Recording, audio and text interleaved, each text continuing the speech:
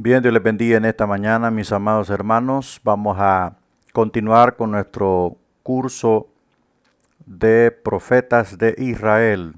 La clase pasada vimos hasta el capítulo 15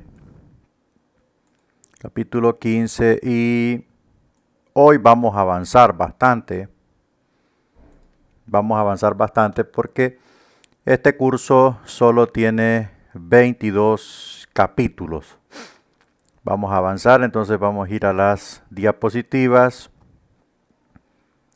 Ahí está, capítulo 15, reinados desde Jorán hasta Josías. Vamos a ver el profeta o al profeta Eliseo. Ok. Bueno. Oremos, Padre, en esta mañana te damos las gracias por tu infinito amor y misericordia, Señor, por tu bondad, que no podemos a veces comprender tu bondad, pero hoy estamos aquí en los méritos gloriosos de Jesucristo, tu Hijo amado, para comenzar una vez más, Señor, una clase del curso de los profetas, a lo cual yo te pido que nos dé la sabiduría, la inspiración, Señor, la inteligencia, que tú, Padre Santo, nos ilumines y nos guíes, Señor, hacia todo conocimiento pleno de la verdad. Bendigo la vida de los alumnos en esta mañana en el nombre de Jesús. Amén y amén. Capítulo 15, reinados desde Jorán hasta Josías y el profeta Eliseo. Reinados desde Jorán hasta Josías, el profeta Eliseo. Nuestra atención se vuelve ahora al reino del norte y al profeta Eliseo, que siguió a Elías. El ministerio de Eliseo comenzó al ser arrebatado Elías en el tiempo del reinado de Joram, segundo hijo de Acab, quien reinó 12 años. En el orden religioso, Joram continúa la adoración a Baal como la habían hecho sus padres. Bueno, aquí vemos prácticamente una ubicación, por decirlo así, en la monarquía, para ver cuál fue el papel del profeta Eliseo. Este es el tiempo del segundo hijo de Acab, Joram, que continuó, por supuesto, en los malvados caminos de su padre. Reinado desde Jorán hasta Josías. Bueno, la labor de Eliseo fue básicamente la misma de Elías: oponerse al culto de Baal Melcar, es el dios de los sidonios, de la religión que introdujo la mujer de Acab, Jezabel. La decisión de Eliseo fue definitiva, ¿verdad? Fue definitiva, aunque tenía los mismos objetivos que tuvo Elías. Hombre de sentimientos inestables, Eliseo poseía un perfecto control de sí mismo y un temple equilibrado. Bueno, aquí vemos una característica diferente, totalmente diferente a la que poseía Elías. Elías hoy estaba eminentemente inspirado y al día siguiente ya no estaba inspirado. Eso fue la razón por la cual salió huyendo de Jezabel y tuvo que ir hasta el monte de Dios, monte Horeb, ¿verdad? Mientras que Eliseo tenía un temperamento o un control de sus emociones, era un poquito más sólido en ese aspecto, y también eso prácticamente decía que era un sucesor digno, ¿verdad? Ahí Dios encontró un sucesor digno del profeta Elías. Los relatos acerca de la vida de Eliseo pertenecen casi enteramente al reinado de Joram, aunque también hubieron episodios similares que ocurrieron durante los reinados de Jehú, Joacás y Joás. La enumeración de estos relatos indica una clara y amplia gama de experiencias a lo largo de su ministerio. Por ejemplo, vamos a ver el número 1, dividió las aguas del Jordán. Eso está en segundo libro de los Reyes 2, 13 al 14. Usted allí en su casa puede ver, por supuesto, con su Biblia, ¿verdad? Puede subrayar todo eso, analizarlo en base a lo que estamos estudiando. La actividad de Eliseo comenzó inmediatamente después del arrebatamiento de Elías.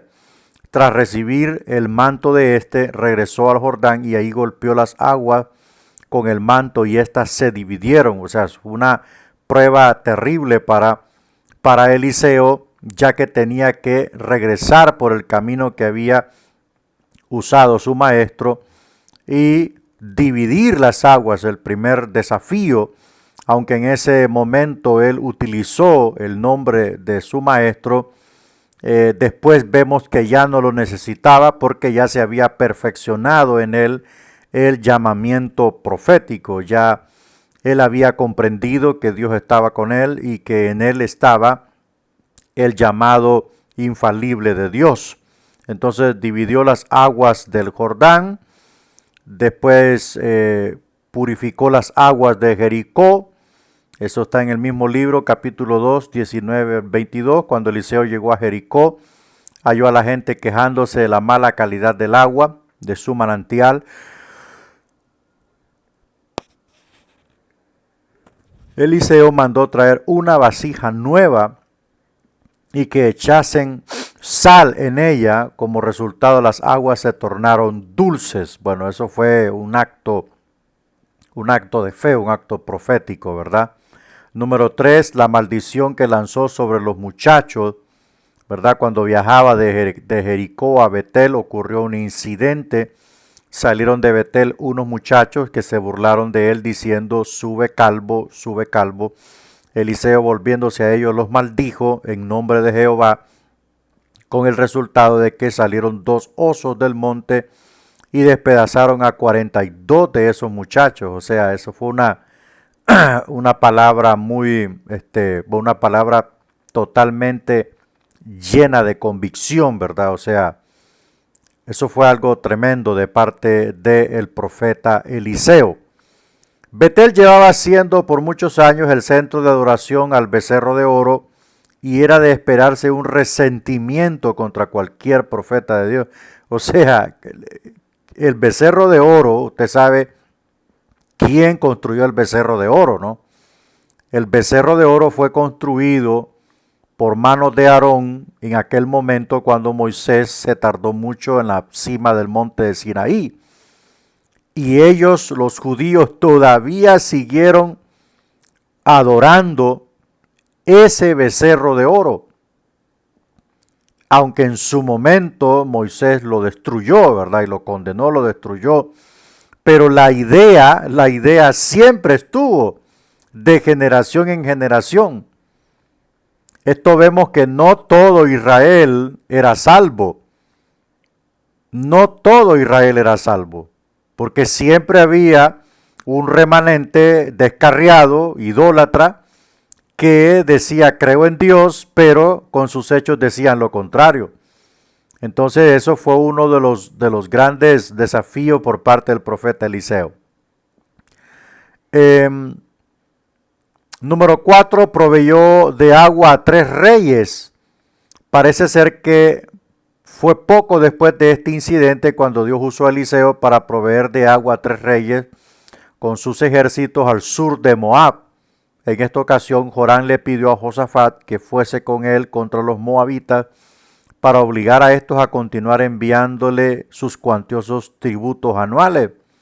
A esto accedió Josafat y los 2 reyes a quienes se unió en el camino el rey de Edom y se encontraron sin agua al sur de Moab.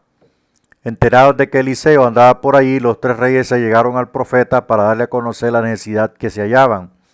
Eliseo les escuchó y Dios les reveló que los reyes cavasen estanques, los cuales se llenarían de agua. Bueno, todos estos eran desafíos al mismo tiempo para el profeta Eliseo y por supuesto veían en el profeta el hombre que podía hacer las cosas imposibles para los hombres comunes porque él contaba con el respaldo infalible de Dios.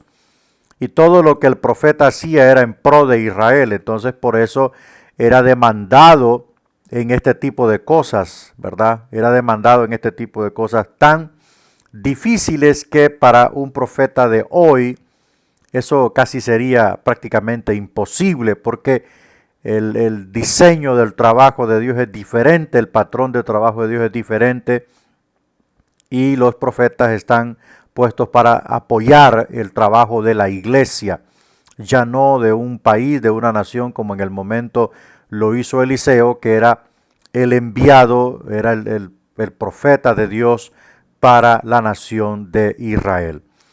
Bueno, seguimos avanzando, veamos el número 5, el aceite para una viuda. Luego Eliseo descubrió una viuda la cual estaba a punto de vender como esclavos a sus 2 hijos para pagar a un prestamista. Eliseo le ordenó pedir prestadas a los vecinos muchas vasijas vacías y echar en ellas el poco aceite que le quedaba. Así lo hizo ella, hallando que el aceite continuaba fluyendo hasta que se llenaron todas las vasijas. Eliseo le dijo que vendiera el aceite y así pagara la deuda. Bueno, esto fue un milagro extraordinario en donde el aceite se abundó, se multiplicó y así fue como esta mujer pudo ser salvada, ¿verdad?, de perder a sus hijos. El número 6, el hijo de la Sunamita. Pasando por Sunem, Eliseo tomó relación con una mujer importante quien le propuso a su esposo construir un aposento para el uso del profeta. Eliseo lo apreció tanto que le comunicó a la mujer que al término de un año tendría un hijo en sus brazos. Así nació el hijo por la palabra de Eliseo, pero pocos años después cayó gravemente enfermo y murió. La mujer fue inmediatamente a llamar a Eliseo, el cual oró sobre el muchacho y se tendió sobre su cuerpo 7 veces hasta que el niño volvió a la vida. Este es otro de los milagros que hizo el profeta Eliseo. Veamos el 7, el potaje envenenado. Sobrevino por entonces gran hambre en el país y escaseó el alimento. Al llegar a Gilgal, mandó Eliseo a que preparasen comida. Uno de los hijos de los profetas echó por equivocación en la olla una especie de calabaza silvestre. Los hombres gritaron alarmados: hombre de Dios, hay muerte en esa olla. Eliseo mandó esparcir harina en la olla y luego no se halló ningún mal en ella. Así pudo neutralizar el veneno de las calabazas silvestres. Bueno, esto de la comida silvestre es delicadísimo. A nosotros nos pasó una situación así, más o menos así. Casi perdemos una familia, unos hermanos porque comieron unas cosas silvestres como, no sé si eran como ayotes o no sé, y eso casi los mató, ¿verdad? Si no es por la misericordia de Dios, estuviesen muertos. Bueno, la multiplicación de los panes fue probablemente sobre este tiempo cuando vino un hombre de Baal Salisa trayendo 20 panes de cebada y un poco de trigo para alimentar a los jóvenes. El criado fue mandado a alimentar a 100 hombres, a lo cual dijo: ¿cómo podré servir esto a 100 hombres? Pero la segunda orden del profeta, el criado puso los panes delante de los 100 hombres, quienes no solo comieron todos, sino que aún les sobró. Bueno, podemos ver el primer milagro de multiplicación de panes en el Antiguo Testamento, ¿verdad? Este es el primer milagro de multiplicación de panes. No lo podemos relacionar con el maná, porque el maná fue algo que descendió del cielo, y este es un pan elaborado en tierra, ¿verdad? Por manos humanas, y es aquí donde el Señor mostró su poder y los multiplicó a 100 hombres. Bueno, el milagro que Jesús hizo le dio de comer a 5,000 personas, ¿verdad? Estamos hablando de 50 veces a lo que estamos viendo aquí. La obra novena de el profeta, la curación de Naamán. En esta ocasión se vio Eliseo envuelto. Bueno, esta historia de Naamán ya la conocemos. Esto es como un rema en el cristianismo, ¿verdad? El milagro de la sanidad de Naamán. Era un hombre leproso, era un hombre muy importante, ¿verdad? Para el rey de Siria, y este hombre pues creía que el profeta iba a poner las manos sobre él, así como una oración común y corriente, y no. La única que le dijo: ve y sumérgete en el Jordán 7 veces, y a las 7 veces pues el hombre fue sanado, aunque primero protestó porque en su tierra habían ríos más limpios, más prominentes, ¿verdad? Pero siempre él fue persuadido de personas creyentes y lo hicieron entrar en razón, y el hombre pues accedió y fue sanado. Esa es la historia de Naamán. Bueno, el número 10, los huesos de Eliseo resucitan a un muerto. El último episodio de Eliseo ocurrió después de su muerte, cuando un grupo de personas se hallaban dando sepultura a un cadáver. Vieron venir hacia ellos una banda de moabitas y, llenos de pánico, arrojaron el cuerpo en el sepulcro donde estaba sepultado Eliseo.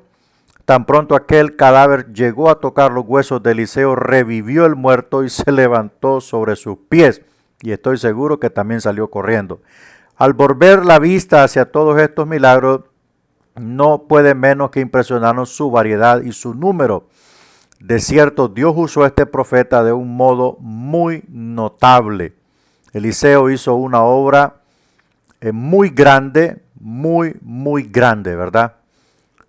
Bueno, seguimos avanzando. Ahí está una tabla en su PDF. Veamos los periodos de los profetas escritores. En el siglo IX antes de Cristo encontramos a dos profetas escritores, Abdías y Joel. Siglo IX, Abdías y Joel. En el siglo VIII tenemos a Oseas, Amós, Jonás, Isaías y Miqueas. Estos son profetas del siglo VIII. Oseas, Amós, Jonás, Isaías y Miqueas. Profetas del siglo VII tenemos a Nahum, Sofonías, Habacuc y Jeremías. Profetas del exilio tenemos a Daniel, Ezequiel.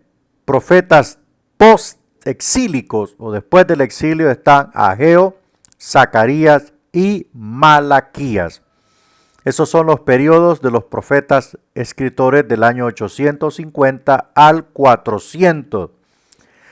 Recuerde que en el 400, año 400, es ahí donde no hay, por decirlo así, no hay profecía, no hay palabra de Dios. Es un silencio de 400 años que todo llega hacia el tiempo de la soberanía romana cuando conquista Tierra Santa. Vamos al capítulo 16, profetas del siglo IX, Abdías y Joel. Bueno, vamos a considerar ahora los profetas más conocidos, quienes son los escritores, puesto que Dios los escogió para escribir libros que constituyesen la sección profética del Antiguo Testamento. Uno de los objetivos primordiales de este estudio es hacer al lector la secuencia cronológica. Bueno, vamos a ir avanzando. Veamos Abdías. Fecha: algunos de los profetas escritores datan la fecha de sus ministerios conforme a los años de los reinados de los reyes, los cuales sirvieron, pero en el caso de Abdías no es así. Sus fechas deben determinarse a base de varias cosas que dice en su libro. Un punto importante de referencia se halla en una campaña militar que destruyó a Jerusalén poco antes que se escribiese el libro, y es quizás por lo cual centra su atención en Edom. Hubo 3 ocasiones en la historia de Judá en que se dio una situación semejante. 1. La que ocurrió durante el reinado de Joram, donde Edom se rebeló contra Judá. 2. La ocasión en el reinado de Acaz, donde Edom estuvo implicado en un ataque contra Judá y los filisteos invadieron la tierra. Y 3. la ocasión cuando Jerusalén cayó a manos de Nabucodonosor en el año 586. De estas tres, la más probable es la del reinado de Joram. Bueno, ahí vemos el papel del profeta Abdías.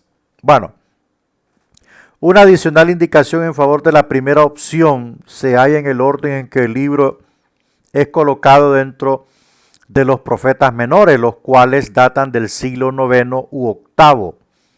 En el trasfondo histórico, con lo dicho acerca de la fecha de Abdías, ya podemos situar al profeta en su contexto histórico.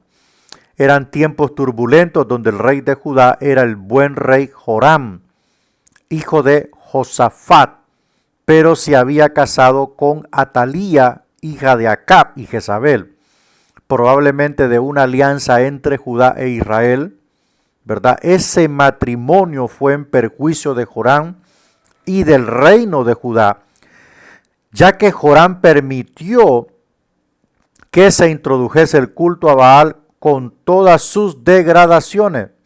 Además, mató a todos sus hermanos para salvaguardar su trono, siendo el único rey tanto de Judá como de Israel que se atreviese a tomar una medida tan drástica. Bueno, lo que se puede notar aquí es que Joram era uno antes de casarse con Atalía y Joram fue otro cuando se casó con este diablo. Esto es algo muy notable para tomar en cuenta. Nunca permita que sus hijos se casen con mujeres impías y nunca permita que sus hijas se casen con hombres impíos. No es la vestidura de religión. Hay muchas mujeres con vestimenta religiosa, pero su corazón es un corazón impío. Y esto fue lo que sucedió con Joram. El culto a Baal estaba en el reino del norte, no así en el reino del sur, pero cuando este hombre se casa con esta mujer, recuerde que Josafat era el rey del sur, rey de Judá, y cuando este hombre Joram se casa con la hija de Acab, importó prácticamente el culto a Baal y a Asera, y lo introdujo en la parte sur, en el reino del sur, y se armó un desastre. Hubo un derramamiento terrible en la casa de él. Todos sus hermanos fueron asesinados. Creo que escapó uno, no sé, no recuerdo. Pero trajo desgracia. Hay que tener mucho cuidado con este tipo de decisiones. El matrimonio nunca debe de ser ni para tapar el sol, ni para tapar el pecado, ni mucho menos por conveniencia. Debe de ser porque en verdad Dios ha unido los caminos. Bueno, luego de esto vino la invasión devastadora por los árabes y filisteos que exterminaron la descendencia del rey, sabiendo Atalía que los últimos herederos del trono eran ahora sus nietos. Los mató para hacerse ella misma con la corona. Es aquí con mucha probabilidad que Abdías escribió su libro poco después de la destrucción llevada a cabo por árabes y filisteos. Hasta es posible que Abdías haya ejercido su ministerio durante el espléndido reinado de Josafat, cuando tan obediente era el pueblo a la palabra de Dios. Bueno, la obra y persona, poco se sabe tanto de la obra como de la persona de Abdías, pero hay razones para creer que este profeta fue un fiel seguidor de Dios, como lo muestran muchos pasajes de su pequeño libro. Si hay una cosa que tenemos que notar y que resaltar, es el acercamiento, es la espiritualidad, es cómo estos hombres de Dios tenían una relación personal con Dios. Esto es importante notarlo. No eran hombres a medias, no eran profetas de conveniencia, no eran profetas que buscaban el lucro personal. Eran hombres con una entrega, con una conversión, con un llamamiento, con una santidad notoria. Eran hombres temerosos de Dios. No eran aprovechados, ni estafadores, ni charlatanes, ni hombres mediocres espiritualmente. Bueno, el tema del libro está centrado en un futuro castigo que Dios iba a enviar a Edom, y Abdías hace ver con toda claridad que el motivo de este castigo es la violencia de Edom, o sea, Esaú, porque esos son los descendientes de Esaú, contra su hermano Jacob, el escogido de Dios. Vendría destrucción sobre Edom, así como Edom había llevado la destrucción a Jerusalén, según el verso 15. Como contraste, dice el profeta, habría liberación y santidad para Sión, y la casa de Yahweh recuperaría todas sus posesiones. Abdías conocía bien el mundo de su tiempo y conocía a Edom y lo que éste había hecho, y estaba interesado en el castigo que Dios infligiría sobre éste. Vamos avanzando, es un poco de la descripción del libro. Ahora entramos a Joel. Estamos en los profetas del siglo IX. Bueno, no hay una fecha aproximada. Recuerde que con esto de la Biblia hay muchas fechas que no son ciertísimas, son aproximadas, ¿verdad? Porque no habían registros como los que empezaron a aparecer en la era moderna, ¿verdad? Aún en los siglos XIX, por decir así, habían escritos mejores fechados, pero estos escritos tan antiguos, las fechas casi que no son muy exactas. Bueno, una de las evidencias más significativas es que Joel pasa lista a los enemigos de Judá. Este profeta, como puede ver, ministró el reino del sur, como son Tiro y Sidón al norte, Tiro y Sidón al norte, Filistea al oeste, Egipto al sudeste y Edom al sur. La lista de los enemigos que Joel menciona compagina bien con los datos de una fecha temprana. Los filisteos lanzaron un fuerte ataque contra Jerusalén en tiempo de Joram y los egipcios en el 5º año de Roboam. Una segunda evidencia es la ubicación del libro en el canon sagrado. Los eruditos conservadores hacen también referencia a la probable dependencia de posteriores profetas con respecto de Joel, por ejemplo, Amós, Isaías, etc. Este hecho de que tanto Amós como Isaías, siendo libros de comienzos del siglo VIII, da a entender que Joel fue escrito en época más temprana. Bueno, vamos avanzando. Su obra y su persona. Aunque Joel no menciona en su libro los graves pecados del tiempo de Atalía, podemos estar seguros que hubiera estado muy atento a la situación y se habría opuesto a ella en todo lo posible. Parece evidente que en edad bastante temprana presenció una de las más terribles plagas que se conocen, como lo es la invasión de las langostas, pues Joel hace de ello el tema del primer capítulo, una base para ilustrar el resto del libro. Así como Dios había castigado a Israel con esta terrible plaga, así traería un castigo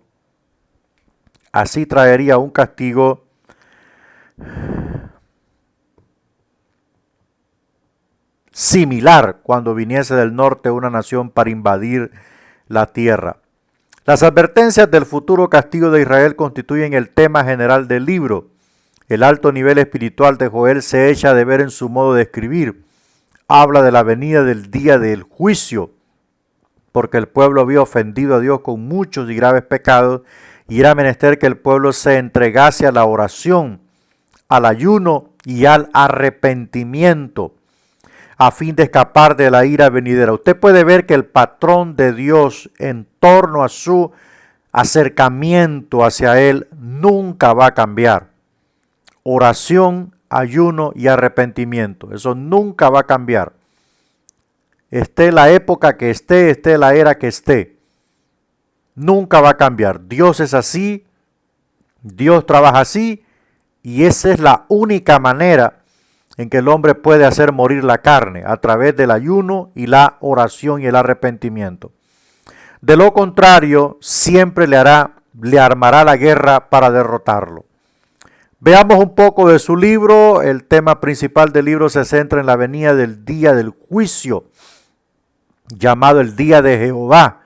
Dios haría venir este día como castigo por los pecados de Judá y traería después la liberación de tal castigo. Para poner de relieve lo terrible de tal acontecimiento, es por eso que Joel describe la invasión de las langostas. El lenguaje de Joel para describir ese día es similar al de otros lugares que predicen el tiempo de la gran tribulación. Bueno, este libro profético está plagado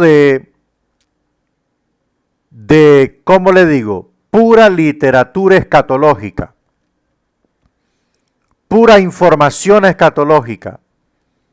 Todo lo que Joel habla acerca del día del Señor, acerca de juzgar a las naciones por causa de Israel, es algo totalmente escatológico, que hay que tener mucho cuidado a la hora de leerlo y de utilizar buenas herramientas como comentarios bíblicos, ¿verdad? Que yo recomiendo el comentario bíblico de Thomas Nelson, de las publicaciones, creo que es Nashville, Tennessee.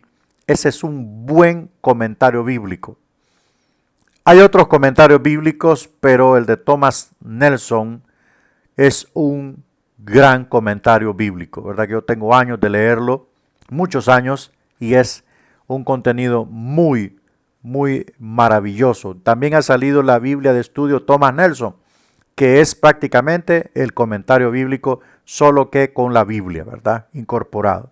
Es mejor todavía, porque le ayuda a aclarar y a profundizar pasajes oscuros que va a encontrar en estos libros proféticos y escatológicos como los libros de Joel, Sofonías, por decirlo así, Malaquías, Zacarías, ¿verdad? Todos esos libros. Entonces, hay que tener bastante material de apoyo. Bueno, aquí es prácticamente un recorrido bosquejeado de lo que contempla el libro. Entramos al capítulo 17, profetas del siglo VIII, Oseas, Amós y Jonás. Bueno, ahora estudiaremos los profetas escritores del siglo VIII, los cuales fueron 5.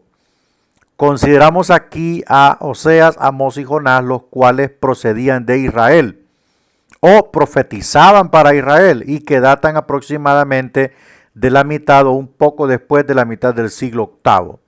Los otros 2 profetas son Isaías y Miqueas, ambos de el reino de Judá. Vamos a ver Oseas.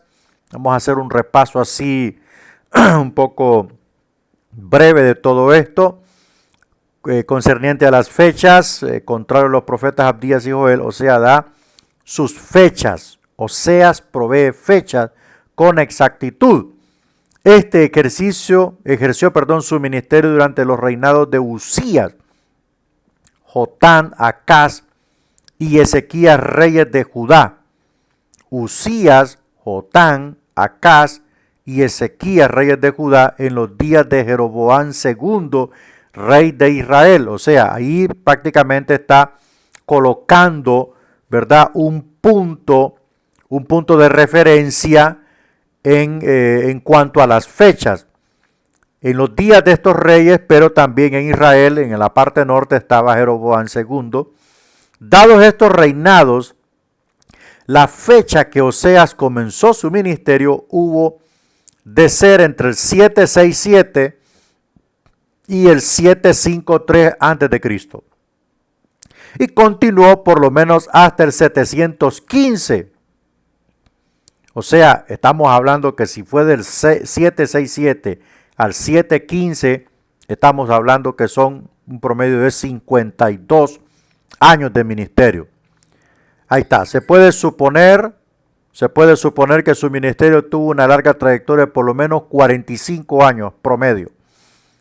En el trasfondo histórico encontramos el comienzo de su ministerio, lo muestra energético, con el gobierno de Jeroboam II. Habiendo ganado gran parte del territorio del norte de Israel se convirtió en la nación más influyente de toda la costa oriental del mar Mediterráneo. Aunque a Oseas le habría gustado vivir en unos días de prosperidad y predominio, como estos, existía sin embargo un factor entristecedor. Aquellos días se caracterizaban por la opulencia y el lujo que condujeron a condiciones pecaminosas. O sea, Israel entre más próspero estaba, más se descarriaba. Esa era la constante en Israel. En aquel tiempo, entre más próspero y más seguro se sentía la nación, había un descarrío terrible, ¿verdad? Comúnmente no es la prosperidad la que comporta una conducta correcta, sino la incomodidad y las dificultades. Cuando la situación económico-social es favorable, la gente tiende a la autosuficiencia, o sea, yo no ocupo a nadie, y la confianza propia, olvidando su dependencia del Dios omnipotente. Esta es la razón por la cual tanto Oseas como Amós tienen tanto que decir respecto al pecado que veían en torno suyo. Las condiciones sociales y morales iban avanzando por el camino de la perversidad y de la degradación, y por lo tanto esto incurría en un juicio de Dios. Bueno, vamos a ver la persona y obra de Oseas. Un tema importante con respecto a la persona de Oseas es que Dios le mandó a casarse con una mujer llamada Gomer, a quien Dios mismo llamó una mujer prostituta, según Oseas 1 al 2, y usted lo va a leer en casa, por favor. A causa de este mandato y debido a que Gomer demostró ser una adúltera después que Oseas se casara con ella, ha surgido una gran discusión teológica entre los eruditos. Bueno, sea Chana o Juana, Dios le dio a entender a Israel a través de su profeta que él era un esposo digno, que él era un esposo ejemplar, cuidadoso, suplidor, sanador, fiel, y ella, en este caso, metafóricamente, ¿verdad? La mujer interpretaba a Israel, metafóricamente, Israel era la esposa indigna, la esposa infiel, la esposa malagradecida, la esposa no responsable, la esposa traidora. Eso es lo que Dios le dio a entender a Israel con el matrimonio metafórico de Oseas y Gomer. Bueno, Oseas identifica la idolatría con la prostitución. Algunos intérpretes han sugerido que Gomer, la mujer del profeta, no fue una ramera ni una mujer dedicada a la prostitución sagrada en algún santuario cananeo, sino simplemente una mujer muy bueno. Eso no vamos a botar saliva en eso. Ya dije, Dios le dio a demostrar a Israel a través de este matrimonio cuál era la realidad existente de ese momento. Que Dios era el hombre, el esposo fiel, ¿verdad? Que había cumplido con su esposa, pero la esposa no era fiel, lo había defraudado, lo había deshonrado, había quebrantado su pacto y se había ido en pos de la lujuria, el placer carnal, la autosatisfacción y muchas otras cosas que quebrantaron la relación con Dios. Bueno, seguimos avanzando en el mismo tema. En el libro se pueden apreciar 5 temas básicos a lo largo de Oseas. Uno y principal es el hecho que Dios había establecido un pacto con Israel que éste quebrantaba continuamente con graves pecados, ya lo dijimos. 2. El matrimonio roto de Oseas y Gomer con el paralelismo establecido entre él y el pacto quebrantado. 3. El amor y la paciencia de Dios con Israel durante todo este tiempo del quebrantamiento del pacto. 4. Una nota de solemne advertencia acerca del severo castigo que desciende sobre el pueblo por quebrantar el pacto de Dios. Eso es inmutable. 5. La nota gloriosa de la restauración final de Israel cuando éste vuelva a disfrutar de las bendiciones de Dios. Cuando Israel se vuelve a Dios, Dios lo restaura y Dios lo bendice. Ese es un patrón incambiable. Todo hombre que se arrepiente y se vuelve a Dios, Dios lo restaura y Dios lo bendice. Así de sencillo. Y también, si se descarría, Dios lo castiga. Vamos a ver el profeta Amós, trasfondo histórico. Como Oseas, también Amós desempeñó su ministerio en la nación del norte, y a diferencia de Oseas, su patria nativa era Judá. Amós fue llamado por Dios mientras vivía en Judá y se le ordenó ir a Israel y profetizar allí en el nombre de Jehová. En cuanto a la historia de Israel, el trasfondo histórico tiene que ver solamente con Jeroboam II y no con ninguno de sus sucesores. O sea, por lo que vemos, Amós ministró solamente en días de Jeroboam II. Bueno, así pues, cuando Amós ejerció su ministerio en Israel, eran días de prosperidad y opulencia, lo que condujo, como siempre, a una vida de pecado. Con respecto a la historia de Judá, eran los años de Uzías, ¿verdad? También llamado Azarías, uno de los reyes fuertes del reino del sur, siguió una conducta aprobada por Dios, el cual bendijo su reinado, haciendo a Judá poderosa. Junto a Jeroboam II, el área total de Israel y Judá sometida a sus dominios llegó a competir incluso con los mejores días de David y Salomón. O sea, la situación política, económica y social de estos dos reyes llegaron cerca al mejor tiempo del reinado de David y al mejor tiempo del reinado de Salomón. Recuerde que Salomón reinó 40 años, 20 años, los primeros 20 años fue algo inexplicable y los segundos 20 años fueron de la desgracia, ¿verdad? Una degradación terrible. En el sur, Uzías mantenía el control de su padre Amasías, su padre Amasías había ganado sobre Edom, sostuvo medios de comunicación, transporte, dominio sobre los amonitas, tuvo éxitos militares contra los filisteos. Bueno, increíble esto, ¿no? Su persona y obra. Amós describe su profesión como boyero, lo que puede significar, a diferencia de otros profetas, no ejercía su ministerio a tiempo completo, o sea, era temporal, boyero, ¿verdad? El boyero creo que era una persona que, no sé si es una persona que trabajaba con bueyes. Ahorita vamos a averiguar. Vamos a averiguar ahorita qué era un boyero. Vamos a ver. Ahí está. La palabra boyero tiene el significado de que cuida a los bueyes, ¿verdad? Es alguien que cuida bueyes. Eso era el señor Amós. Bueno, seguimos avanzando.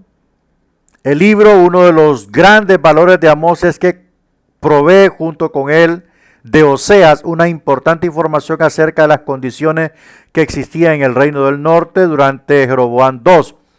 Bueno, un periodo de decadencia moral y religiosa. En esta situación, el mensaje de Amós era que el pueblo dejase sus caminos pecaminosos y se volviese en busca de Dios y siguiera su voluntad. El pueblo debía obedecer las normas preceptuadas de la ley, ya que si no lo hacían les vendría un día de gran castigo por parte de Dios, el cual sería un día de tinieblas y no de luz, de castigo y de pesar y no de recompensa y alegría. El bosquejo del libro se puede resumir así: 1. Juicio contra las naciones vecinas. 2. Pecado y castigo de Israel. 3. 5 visiones del juicio venidero. 4. Promesa de bendiciones mesiánicas. Vamos a ver al profeta, el profeta bravo, el profeta radical, obstinado, Jonás.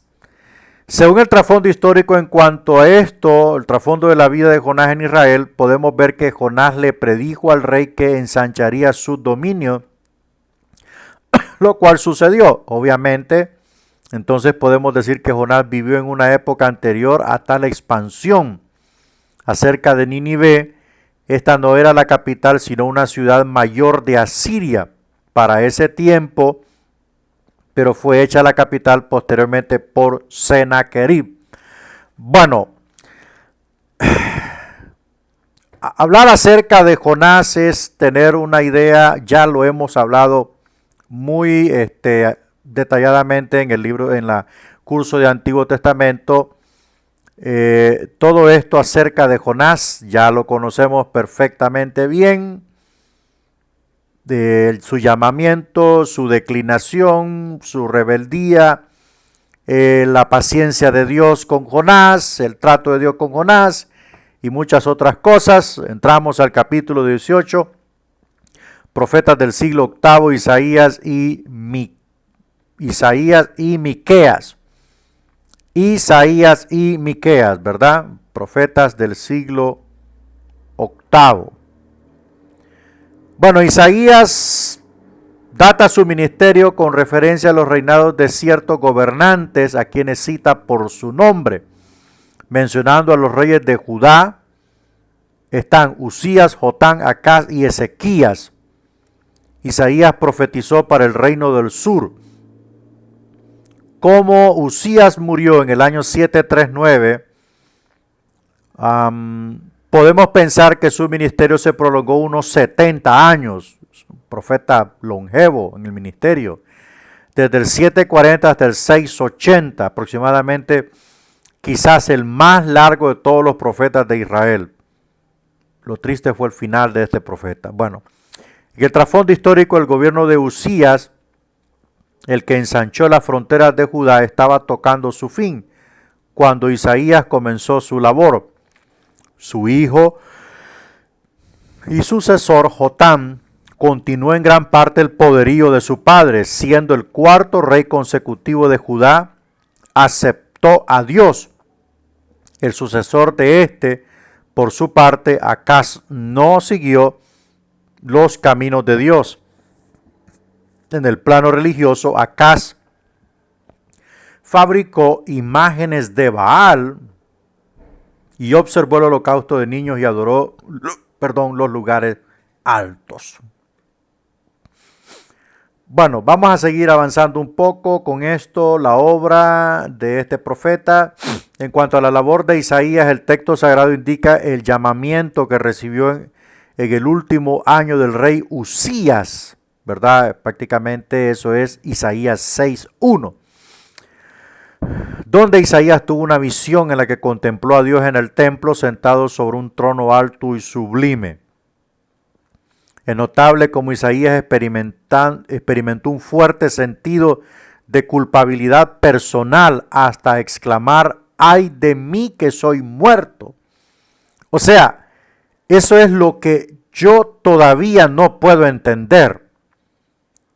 Que hay hombres que dicen que son profetas y que hablan con Dios y que Dios les habla a ellos, pero no corrigen su pecado. O sea, de todos los hombres que Dios habló, a uno les dijo: quítate las sandalias, a otro les dijo: anda delante de mí, sé perfecto, a otro les dijo que no fuese por los caminos pecaminosos de su padre, y a este dijo: ay de mí que soy muerto. O sea, lo primero que Dios le hace ver al hombre con el que está tratando en una forma especial es su condición de pecado. O sea, que es un pecador, pero que delante de Dios necesita tener el pecado en sujeción, renunciar al pecado.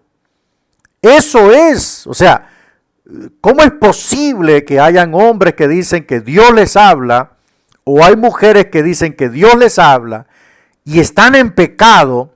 ¿Y cómo es posible que Dios no les diga: hey, arrepentite, si no te va a caer mi ira?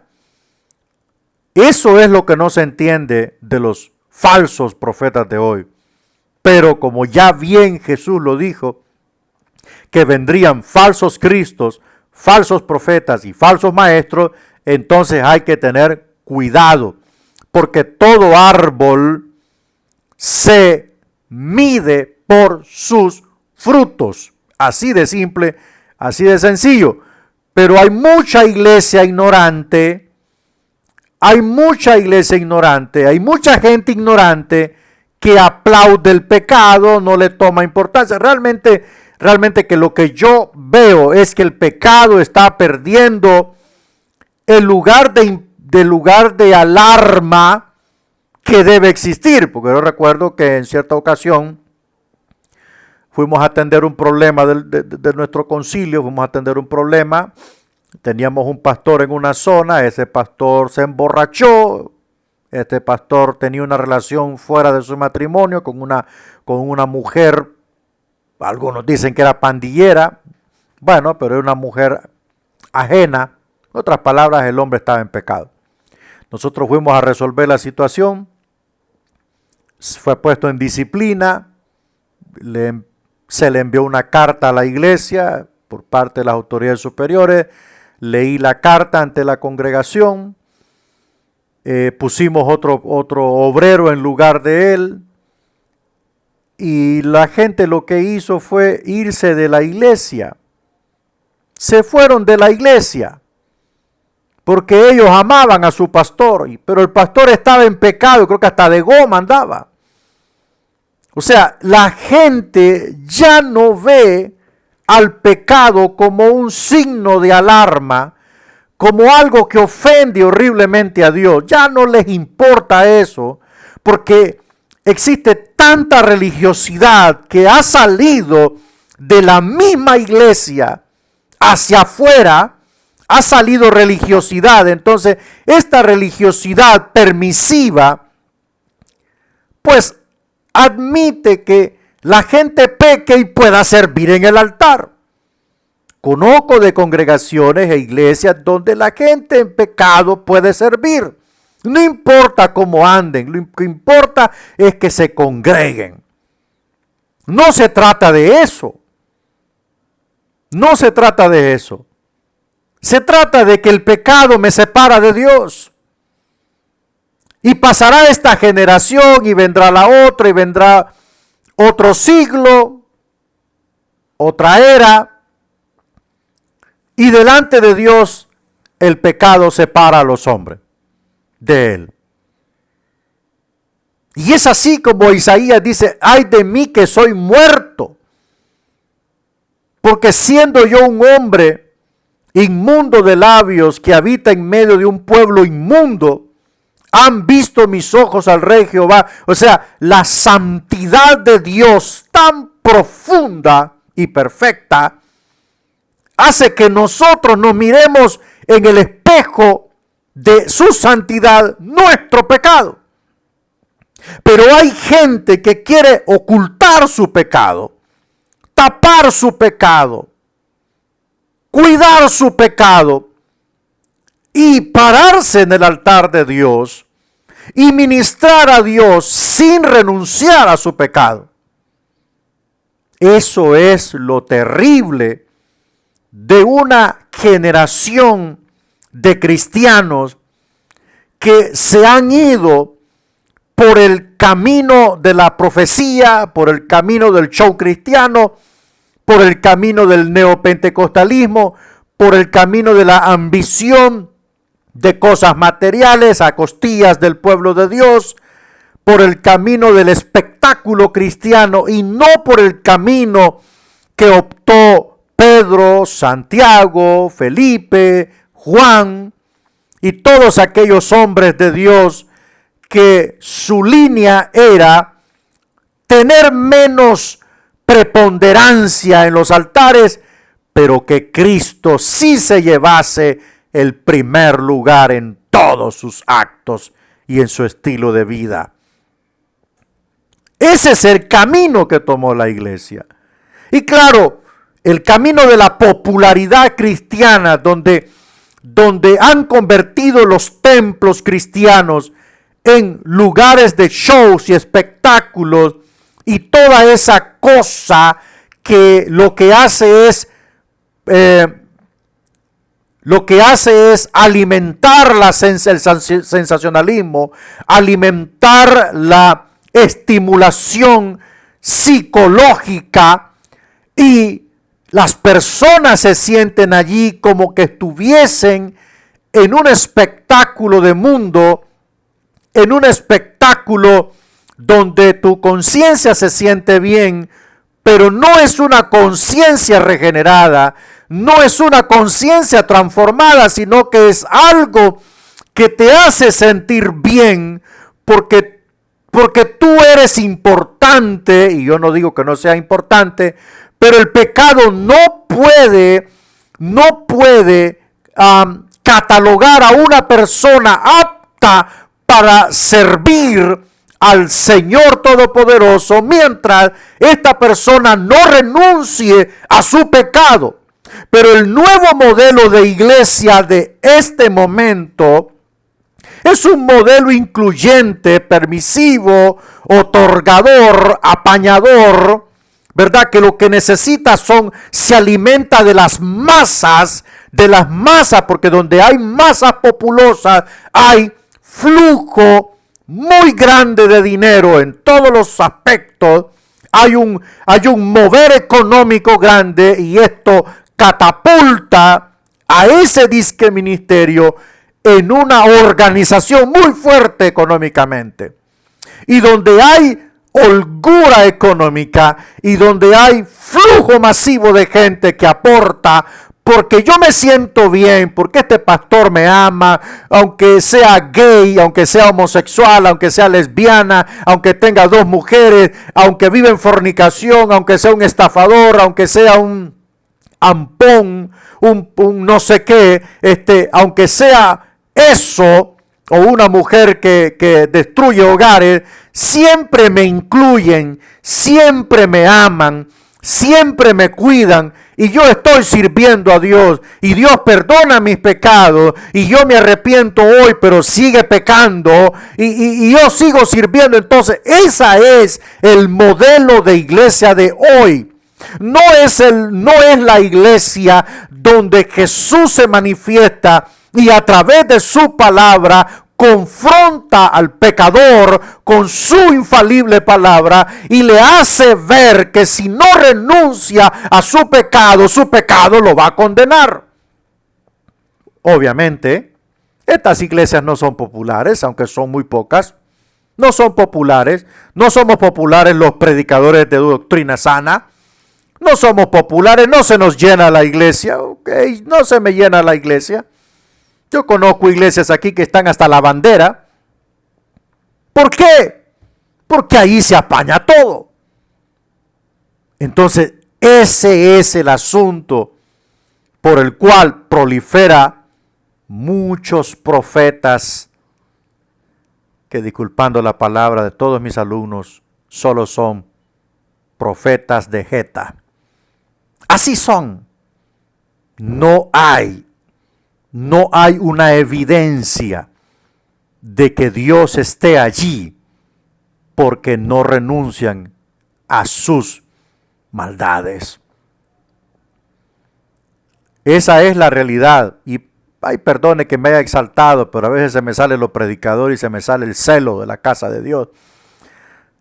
Pero es así la situación. Isaías tuvo un encuentro personal con Dios. Había algo en Isaías que no estaba bueno.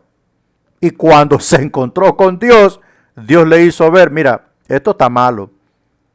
¿Y qué sucedió? Voló un querubín o serafín, agarró con una tenaza un carbón encendido que estaba en el altar de Jehová y lo pasó por los labios de Isaías, y el Señor limpió los labios de Isaías porque Isaías iba a ser el vocero de Dios. Porque ese es mi alegato. Si tú eres la boca de Dios, tú vas a pelear, Tú vas a sufrir lo que Dios sufre. Tú vas a amar lo que Dios ama y tú vas a despreciar lo que Dios desprecia. Porque Dios desprecia la religiosidad. Dios desprecia la hipocresía religiosa. Dios desprecia la mundanalidad en sus altares. Y no digamos en sus ministros. Una cosa es ser la boca de Dios. Isaías iba a ser la boca de Dios. Por eso el Señor purificó la boca de Isaías. Porque Él pondría su palabra en la boca del profeta. Cuando la palabra está en la boca del profeta, siempre verá lo malo y siempre pondrá el dedo en la llaga, le guste o no le guste. Puede ser su primo, su tío, su mamá, su paisano, su pastor, su diácono, quien se sea, pondrá el dedo en la llaga, porque es la boca de Dios. La boca de Dios no hace tratos con el pecado. La boca de Dios no hace amistad con el mundo. La boca de Dios no se vende. La boca de Dios tampoco se rebaja. La boca de Dios habla lo que Dios quiere que se diga. Al que le caiga el guante, que se lo aguante. Y si no, váyase de la iglesia y busque la iglesia católica o busque donde le tapen su pecado. Así debe de ser. Así debe de ser. Aunque la gente amurre la cara, aunque la gente lo desee matar, la boca de Dios habla lo que Dios quiere que se hable. No anda componiendo el mensaje, no anda tapando nada, pone el dedo en la llaga, porque esa es la boca de Dios. No es la boca de los hombres, que hoy dijeron una cosa y mañana la cambian. La boca de los hombres hace alianzas con el pecado. La boca de los hombres andan pidiendo por la palabra dada. La boca de los hombres cobran por orar. La boca de los hombres hace amistad con el mundo. La boca de los hombres anda metida en política a ver qué agarra. Es caso diferente a la boca de Dios, que es un profeta de Dios. Bueno, vamos a ir avanzando. La persona de Isaías, a Isaías se le llama el príncipe de los profetas. Por su capacidad fuera de lo común, por ser un hombre extraordinariamente hábil y por la cantidad de profecías mesiánicas reveladas a él por el Señor, se puede afirmar que Dios le reveló del Mesías más que a ninguna otra persona en el Antiguo Testamento. También a Isaías se le llama el evangelista del Antiguo Testamento. Fuera de toda duda, tenía una madurez espiritual increíble. Es digno de imitar este hombre del Señor. Bueno, ver el libro de Isaías, hay mucho que decir. Vamos a entrar a Miqueas. Miqueas fue contemporáneo de Isaías, o sea, ministraron en la misma época. Fecha su ministerio en los reinados de Jotam, Acaz y Ezequías. Las fechas más probables de su ministerio son desde el año 735 hasta el 710. En el trasfondo histórico solo debemos agregar que la invasión de Sennacherib no tuvo nada que ver con Miqueas. Sin embargo, quizás vivió durante los agitados días de los ataques asirios. Su obra y su persona, Miqueas aporta algunas pistas en cuanto a su tarea y persona. Miqueas estableció contactos del principio con gente de campo, siendo en su mayor parte pobres, y su libro refleja una grave preocupación por los pobres de su tiempo.